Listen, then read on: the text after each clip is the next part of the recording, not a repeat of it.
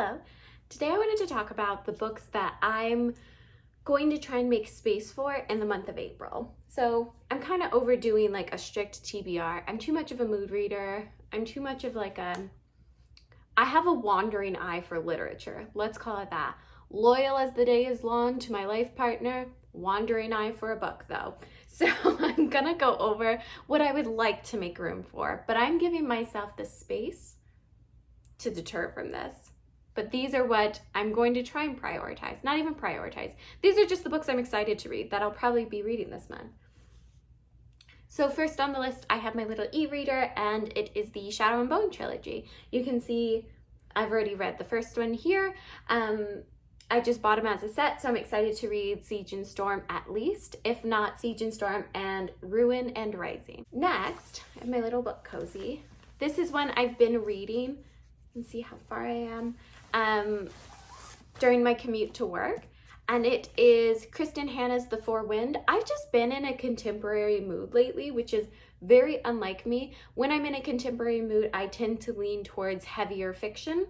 Now in saying that, I am on page 268. I'm kind of buddy reading this with a family member, and I am enjoying it thus far. It is about a mother.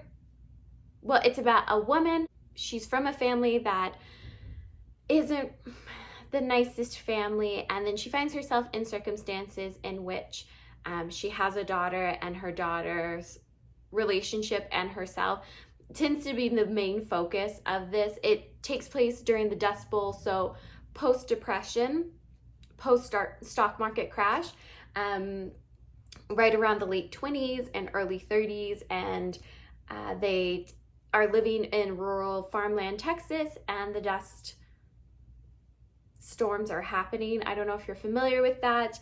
Essentially, this was a time in which the Midwest in general went through a large drought in America, and it took a very, very heavy toll. This was right around the time of the Depression, so already with the stock market crash, it was a very low point for the country, a lot of people out of work and migrating west to try and find, or I should say, there was a great migration to the West Coast looking for jobs, but there was also just a great migration to coastal work. So we're in the Midwest and people migrated heavily west, but there was just a large migration out of the Midwest as they went through a drought, and the Dust Bowl was severely crippling to the farming community. So that's where this takes place. I just gave a little history lesson. We learned about it, I want to say in grade 5 in the States, and I think my teacher is Mrs. Matthews then. She would be very proud to hear how hard her lesson has stuck with me. Next, I'd like to make room for the book 7 by Farzana Doctor. This is a book centering around a married couple that go to India in 2016 for a marriage saving trip. She essentially is looking to discover more about her family, and she soon finds that perhaps there's a more nefarious past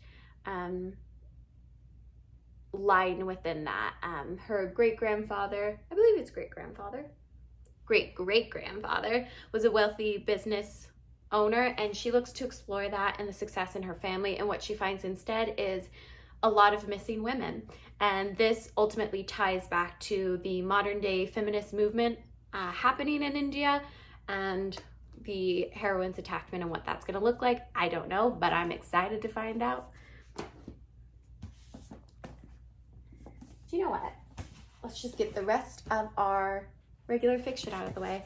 Next, I would like to read the Brown Sister trilogy by Talia Hibbert. I have just started last night, Get a Life, Chloe Brown, and I'm enjoying it. I've laughed out loud twice. I don't tend to laugh while reading, but there's something about the voice of Chloe Brown and the internal dialogue she has. I hope it pulls through for all three of the sisters, but I've really connected with Chloe Brown.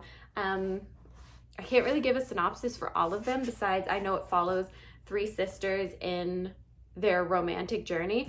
I had a really tough week at work, and I was setting these books aside for a customer, and when she came in, I wound up speaking to her, and she basically sold me on these books same day. And I had seen them going around the internet quite a bit and people loving them, but she really sold me on them. And thus far, it hasn't disappointed, but then again, I'm only about 35 pages in, so we'll see how it turns out. But I have high hopes for this series, and I don't tend to like romance a lot, but these are really funny thus far, and I hope they all are. Now we're going to get basically the rest of it's fantasy. So I would also like to read book 2 in the Wheel of Time series. That is The Great Hunt, where we last left everyone. It was at a really interesting, I almost just spoiled it for everyone.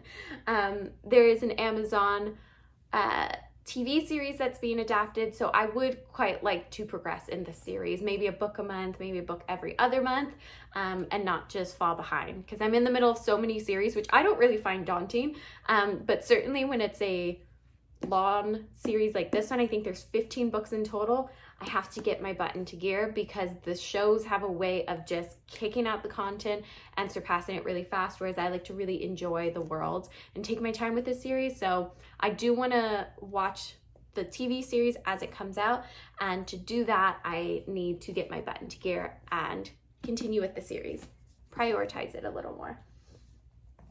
Next, this is I feel like this has been on my videos like 3 times.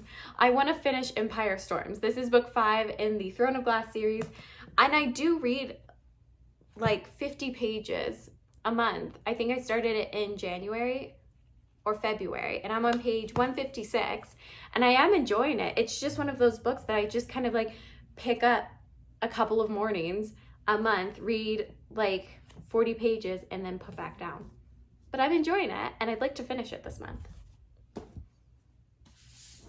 Next, I would like to read Royal Assassin. This is book 2 in the Royal Assassin trilogy by Robin Hobb. Book 2 in the Farseer trilogy by Robin Hobb. I read book 1 last month. I really enjoyed myself. I'm excited to give this one a go. I also have this on my e-reader, so these are like great books that I can start physically and then move to my e-reader when I'm in bed or something, or even if I just need something to quickly throw in my purse, I can do that with this series.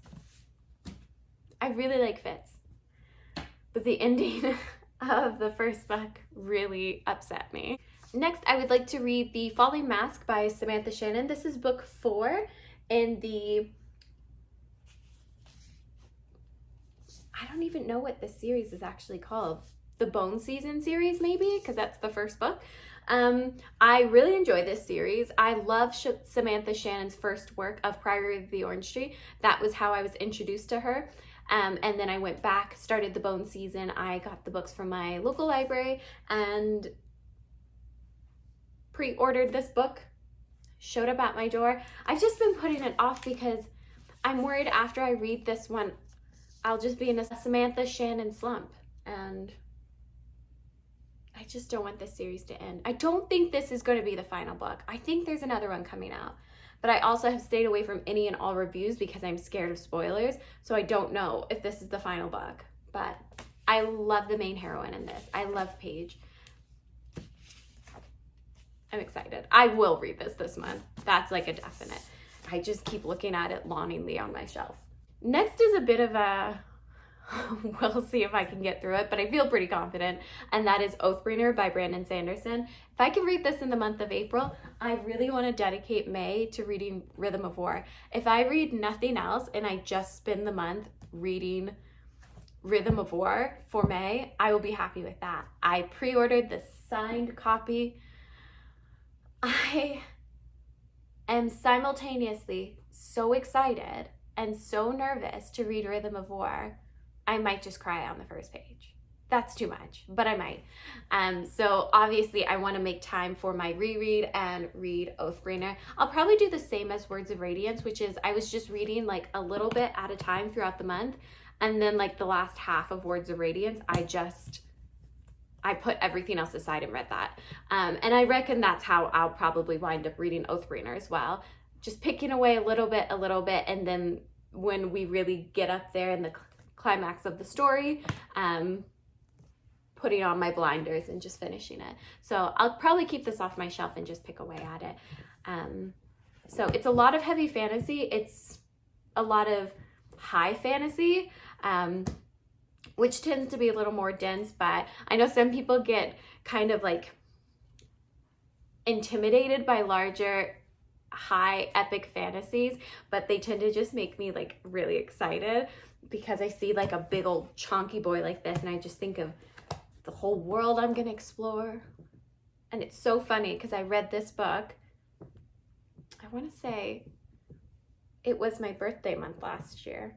And I'm getting to the point actually, it's officially my YouTube birthday, or it was officially my YouTube birthday on April 1st. I've had this channel for 1 year, which is funny because I started this channel, I just wanted a connection during the shutdown. We were in a proper shutdown in Alberta and in Canada. And it's just so funny to think back on. I was going insane, and I'm lucky enough that I have animals and I have a partner that I was really enjoying my time with, but it's funny to look back on. I thought I was at my wit's end and I just needed an outlet to connect with my family and to connect with other people and do something I love, which is to talk about books. And looking back, I think we were only in the shutdown for like 2 weeks at that point, and I was just already on the edge of it. But yeah, it's so funny, and what a way to come full circle than to read Oathbreaker for my YouTube birthday month. So yeah, that's all I have for today. I'm really excited to read all of these books, and I don't really have an outro, so I will see you in my next video.